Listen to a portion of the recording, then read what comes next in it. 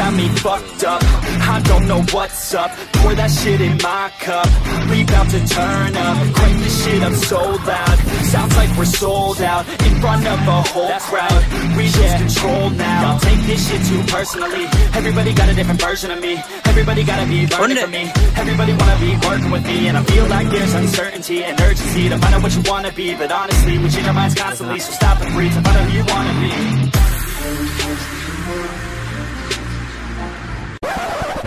Subscribe je bawah na. Like, komen bawah. Like, comment, subscribe. Oh, taruh hile.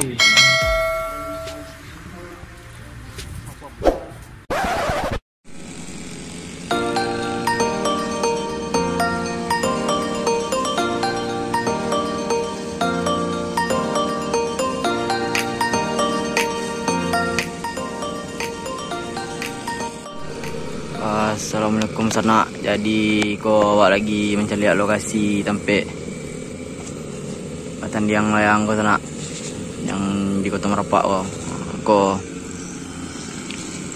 Ruda sama mama panitia sedang urus sana pembersihan lokasi. Ko sawah yang lagi dapur sana dipotong padi tempat pancang.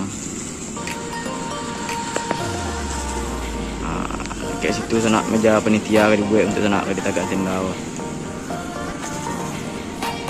Lokasi mantap benar sana, angin lapeh.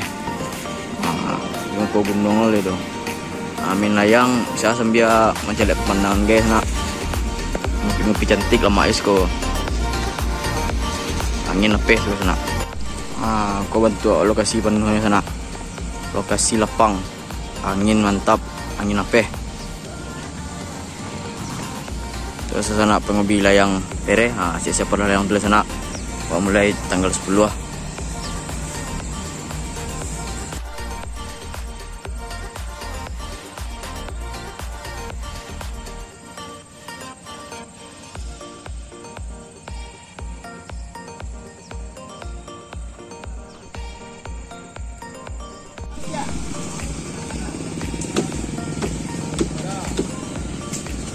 Di siko wisok meja panitia sana. Siko tempat main layang, tempat moko.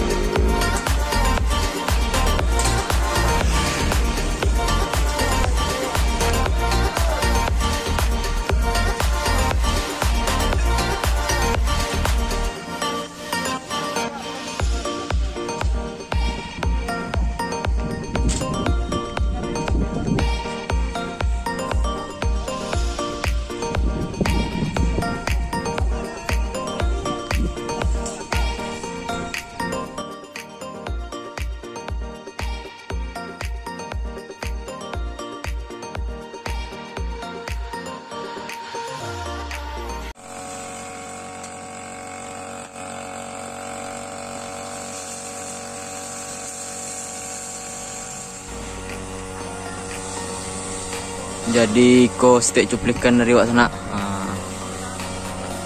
Kok tinggal lah tegak sana. Ko arena lah siapa? Di Beresian. Tinggal menunggu sana di boleh sana sampai desa wak sana.